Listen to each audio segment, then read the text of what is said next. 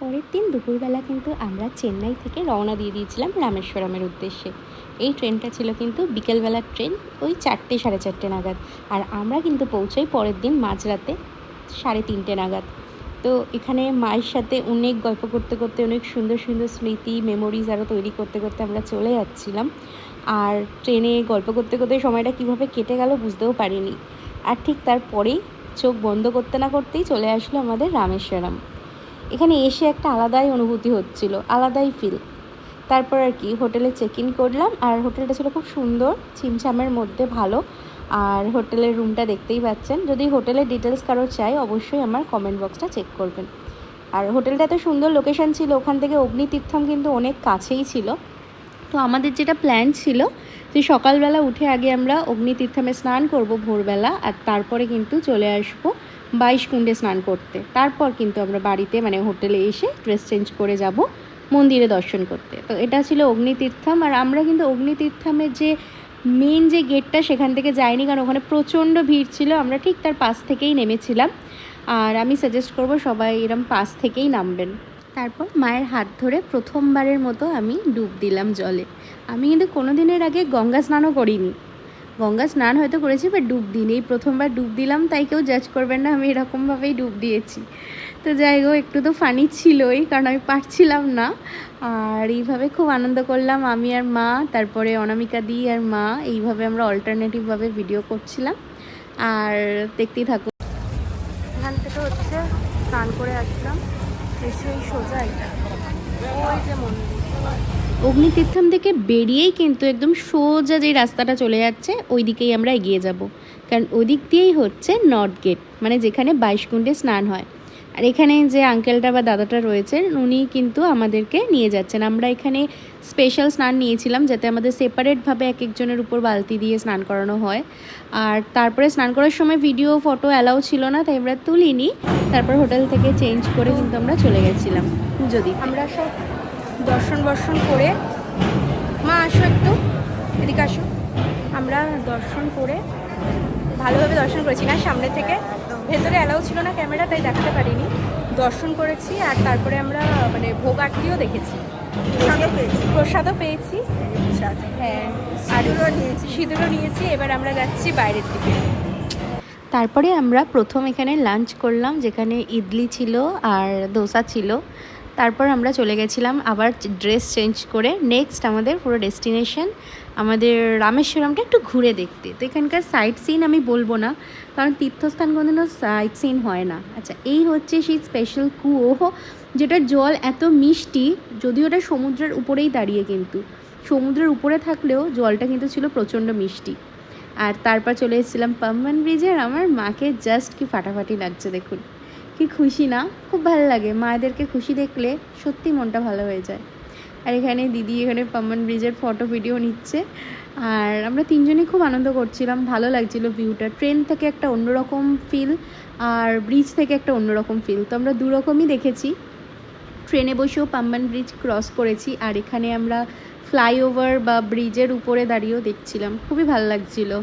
সত্যি কথা বলতে এখান থেকে তো আসার একটুও মন করছিল না, কিন্তু আমরা যেহেতু আরও অনেক জায়গায় যেতাম, কারণ আমরা অনেক কম দিনের জন্য এসেছি, তাই জন্য আমরা চাইছিলাম যতটা সম্ভব দেখা যাক, যতটা সম্ভব মেমোরি তৈরি করা যাক। আর আমাদের স্মৃতির পাতায় আরও একটা সুন্দর অধ্যায় রচনা হয়ে গেল, মা আর মেয়ের এই যাত্রা। তারপর এখানে আমরা চলে এসেছিলাম, এখানে হনুমানজির দর্শন করলাম, আরও অনেক দেবতা ছিল, তাদের দর্শন করে আমরা চলে গেছিলাম ধনুষকোটির জন্য। ধনুষকোটি তো সবাই জানেন, রামেশ্বরম যাবো আর ধনুষকোটি আসবো না, এটা তো কখনোই সম্ভব না। তো ধনুষকোটিতে আমরা চলে গেছিলাম, যেটা হচ্ছে আমাদের ইন্ডিয়ার একদম শেষ প্রান্ত, আর যেখান থেকে শ্রীলঙ্কার শুরু। মাঝে শুধু রয়েছে অল্প বিস্তর সমুদ্রপথ। এখান থেকে কিছু শপিং করলাম, আমাদের বন্ধু আত্মীয় সবার জন্য কিছু না কিছু গিফটস কিনলাম। আর ওই যে দূরে দেখা যাচ্ছে ওদিকে হচ্ছে শ্রীলঙ্কা, আর এই দিকে হচ্ছে আমাদের ভারত। তো সত্যি কথা বলতে এত ভালো লাগছিল, এত মানুষজন ছিল, কিন্তু তারপরেও কেন জানি না একটা আলাদাই শান্তি অনুভব করছিলাম। মা আর আমি এই পাথরের উপর দিয়ে। আর এখানে একটা সুন্দর জিনিস এখানকার লোকালসদের থেকে জানলাম, আমাদের রাইট সাইডে মানে ধনুষকোটির ডান দিকে যে সমুদ্র, সেটা নাকি মাতা সীতা, আর বাদিকে যেটা সেটা নাকি রাম। তাই বাঁদিকের সমুদ্র নাকি শান্ত আর ডান দিকের সমুদ্র নাকি অস্থির।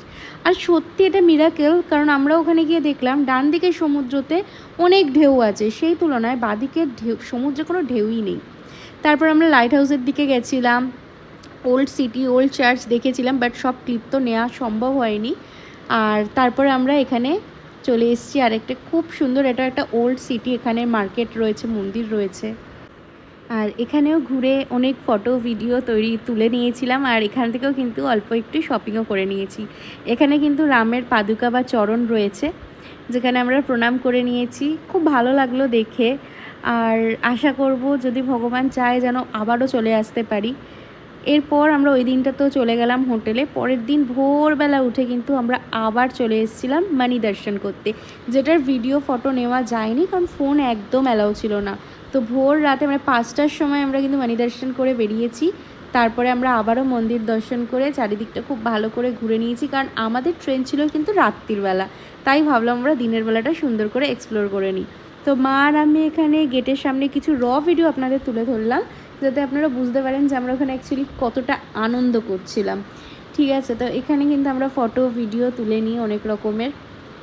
আর এরপর এখান থেকে কিন্তু আমাদের সাথে ঘটে আরেকটা চমৎকার ঘটনা। আমরা এখান থেকে চলে যাচ্ছিলাম ওয়েস্ট গেটের দিকে অ্যান্ড সাউথ গেটের দিকে। আমরা পুরো 4টে দিকই আমরা ঘুরেছি, আমরা পুরো প্রদক্ষিণ করে নিয়েছি মন্দিরের। তারপর গিয়েই যেটা দেখলাম, এটা অনেকেই জানতো না, এখানে কিন্তু প্রসাদ দেওয়া হয় রামেশ্বরমের, সাউথ গেট থেকে ঢুকতে হয়। তো এখানে আমরা কুপন নিয়ে নিয়েছিলাম ফ্রিতে, আর এত সুন্দর প্রসাদ, এখানকার সাউথ ইন্ডিয়ান ভাত ছিল, সাম্বার ছিল, আরও কিছু কিছু ছিল, আমি এক্স্যাক্ট নাম বলতে পারছি না। এখানে সকলে দেখুন লাইন দিয়ে বসে আছে, একে একে সবার কিন্তু টার্ন আসছে, আর আমাদের বেশিক্ষণ অপেক্ষাও করতে হয়নি, গিয়ে কিন্তু আমরা খাওয়া দাওয়া করে নিয়েছিলাম। আর তারপর কিন্তু আমরা এখানে এসে south gate to west gate সুন্দর ফটো ভিডিও তুলেছি। একমাত্র এই দুটো গেটেই কিন্তু ক্যামেরা বা ফোন আপনি নিয়ে যেতে পারবেন, কোনো রকমের চেকিং হয় না, বাট খুব সাবধানে যাতে কেউ মানে অসুবিধায় না পড়ে ওনাদের সামনে তুলবেন না। তো এই ছিল আমাদের রামেশ্বরমের ট্রিপটা। আর এখনও বারবার বলবো যেন মহাদেব আবারও ডাকে, আর এরপর যেন আমি আমার হাজব্যান্ডের সাথে অবশ্যই যেন যেতে পারি। তো আপনারাও অবশ্যই সবাই সাপোর্ট করুন আর প্রে করুন যেন আবারও আপনাদেরকে রামেশ্বরমের অন্য এক দিক তুলে ধরতে পারি। তো এইবারের ট্রিপটা মায়ের সাথে খুব ভালো গেছে, খুব ভালো। जो कोई भी आ रहे हो मेरे ब्लॉग देखकर इधर आंटी से ज़रूर लेना, बहुत अच्छे देते हैं, बहुत स्वीट है, बहुत सुंदर है। Thank you and location there স্নান। আর এইভাবেই কিন্তু আমরা আমাদের রামেশ্বরমের ট্রিপটা কমপ্লিট করেছিলাম। তারপরে আর কি খাওয়া দাওয়া করে একটু বোটিং দেখে চলে যাচ্ছিলাম আমরা বাড়ির উদ্দেশ্যে। এটা পরের দিনের ভিডিও, যেদিন আমরা চেন্নাই থেকে কলকাতায় আসবো, মানে আমার বাপের বাড়ি ভিয়া ফ্লাইট। তো ওই দিন মনটা খুব খারাপ ছিল, আর এতটাই খারাপ থাকে আমার কোথাও থেকে ঘুরে আসার পর, যে একটা ভালো ড্রেস পরতেও ইচ্ছা করছিল না, না একটু সাজতে ইচ্ছে করছিল। আমি মুখটাও মনে হয় ফেস ওয়াশ দিয়ে ধুয়ে নিই। তো আমার খুবই বিধ্বস্ত অবস্থা ছিল ওই দিনকে। তো এইভাবেই আমরা ফ্লাইট জার্নি করে আসলাম মা আর আমি। ওই দিনকে অনেকটাই টার্বুলেন্সও পেয়েছি আমরা, বাট এইসব কিছুই না ফিল হচ্ছিল না, কারণ সত্যি কথা বলতে একটা সুন্দর জায়গায় ঘুরে আসার পর, একটা সুন্দর জায়গা ফিল করার পর আবার সেই একঘেয়ে লাইফে ফিরতে সত্যি কথা বলতে একটু তো আপসেট থাকে। আর আমার এটা খুব হয়, আমি জানি না তোমাদের মধ্যে কাদের কাদের হয়, ঘুরে আসার পর এক সপ্তাহ মতো একটু তো অফ থাকে। তো এই ছিল আমাদের রামেশ্বরম জার্নি মা আর মেয়ের। তো আপনাদের আশা করব ভিডিওগুলো ভালো লেগেছে। যদি ভালো লাগে অবশ্যই চ্যানেলটাকে লাইক সাবস্ক্রাইব করে রাখুন আমাদের পরবর্তী ভিডিওর জন্য।